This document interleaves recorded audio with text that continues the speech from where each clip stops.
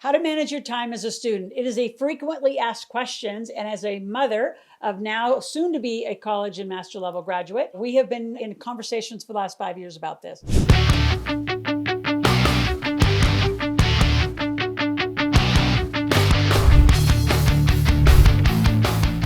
So at the end of the video, stay tuned. I will tell you a few stories about how my son not only crushed college, made a lot of money during it as a tutor, and I've been teaching student athletes for now a couple of years. So let's jump into it. What does it take to really manage your time? Number one, the basics. You got to know your P&Ls, your balance sheet, your schedule.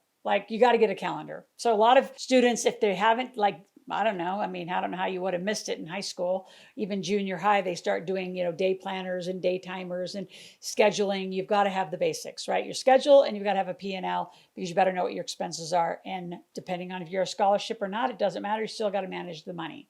For the first time, you're an adult. We're adulting now. The second thing that's really important are knowing your values in life and knowing the value of money, right? So this means time management, which then gets into number 3. We're going to talk about how do you start building a team? Now that is a new concept for a lot of you students.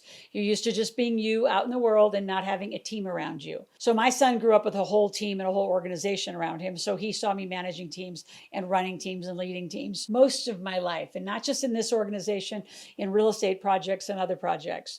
So we start learning how to delegate is what that's going to do to manage your time.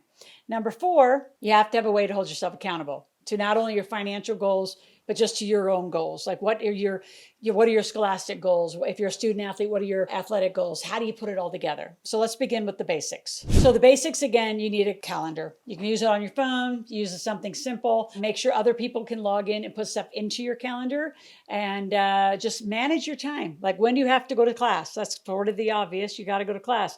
If you're a student athlete, when is your practice schedule? When's your lifting schedule? When is your eating schedule? All of that matters. If you're a student athlete, let's be honest, here's your life. You go to school, you go to practice, you play games. That's still number 2, right? You're an athlete. You sleep, you eat, and that's about all you have time for. Having a student athlete for 5 years and now working with a lot of them.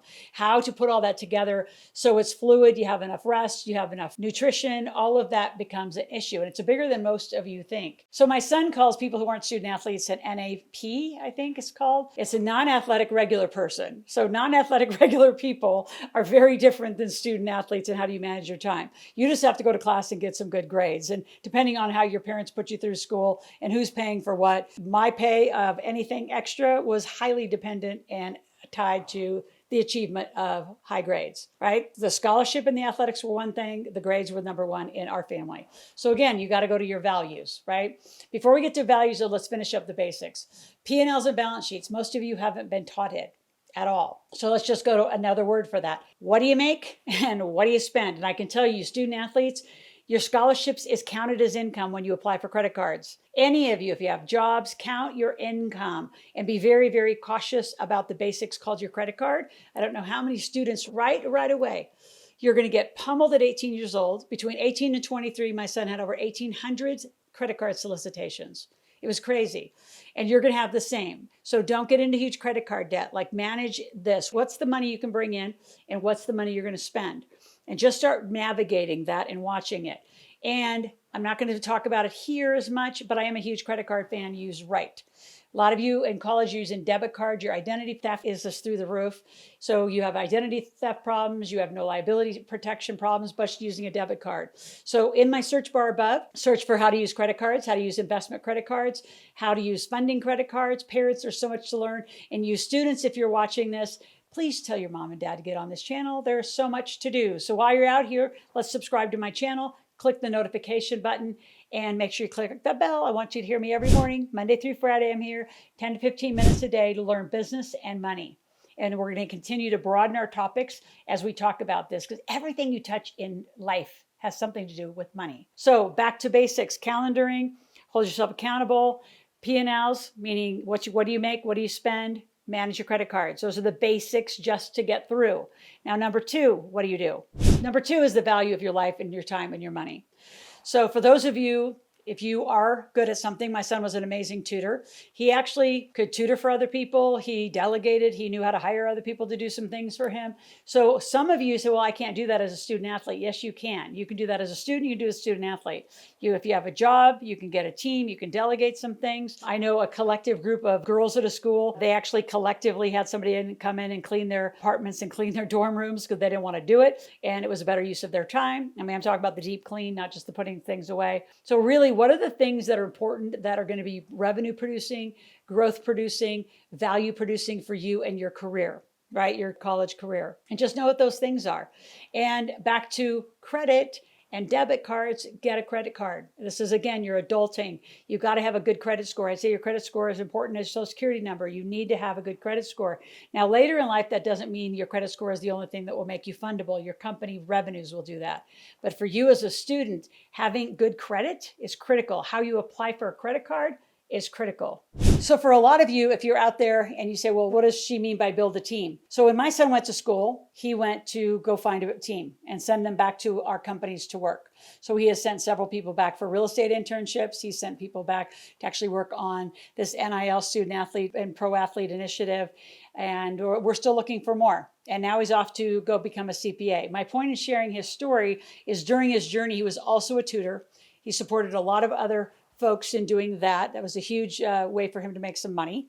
And for a lot of you, who is your team around you? I mean, there's no reason, especially if you are a NARP, as my son would call you, a non-athletic regular person, and you are in school just to go to school. There's nothing wrong with that, and there's nothing less than, by the way.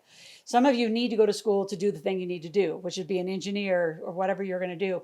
There are careers, though, that have trades or just different schools, or even like I have parents that really, their kid wants to be an entrepreneur. So they just come and mentor with me, and I teach them how to be an amazing entrepreneur, and they don't go to school. So those are different choices. We'll talk about that later, but start getting a team around you in college. And as you go through your master's program, if you choose to do that as well, so you actually understand how to start leading a team. Take leadership positions on campus if you can. If you're not a student athlete, take it, do government council, do whatever else. I know people do sororities and fraternities, but learn and be around leadership positions and start adulting. So last thing I want to talk about is holding yourself accountable. And instead of being in this quitter energy, there's a lot of quitter energy right now, especially with the pandemic, that really forgave everybody to say, well, you don't have to be as accountable or responsible. Don't agree with that. And yes, this is the mother in me coming out. But if you want to get good grades, I mean, what does it take? Reverse engineer it. What does it take to have the grade that you want or to be in a certain program that you want? What does it take to, nursing programs. I have a ton of students from, clients of mine that are in, engineering programs, nursing programs, very aggressive academic programs. What does it take for you to do what you need to do? Hold yourself accountable to a schedule. Really watch the excuses and the procrastination. Remember, procrastination is because you either don't want to do it or you're not good at it. So that's where you go back to your team and say, who could I find to either they do one thing for me, I do something back for them that you're both really good at, so you don't have the procrastination, because that is going to be a really bad habit you get into later in life. Now, as you become really successful, whatever you don't want to do and whatever you're no good at, you're going to hire it. So that's how entrepreneurs roll, and that's what I want to teach you how to do. And you can do that while you're in school. For those of you who want to be super aggressive about managing your time and making some money, I'm going to wrap up with that. You can all be entrepreneurs. You're 18 years old. You can get an entity, typically, depending on your state, it's an LLC or it's an S Corp, as a beginner company, and become a company. I actually had a personal training business. I ran a company since I was 17, 18 years old. And when I was 18, I had my first company. So all of you can get a company. All of you can then have tax deductions. And when you go home to see your families, it's a business trip. It's not a vacation. Let me teach you more. Cannot wait. If there's more topics you want, put it in the comment section below. I'd love to invite all of you just to see more about what it takes to be a millionaire as you start adulting in real life. So I have 2 tickets for you to a marketplace and a millionaire intensive to teach you the strategies of how to be a millionaire. So I'm also going to give you an ebook copy of The Millionaire Maker, because many of you at a young age and you just started school don't have the opportunity to hear how really wealthy people make it happen. So I look forward to working with you, helping you. And go to askloral.com, AskLoral. Ask any question, make a request. We're out there 24/7. We'll talk tomorrow.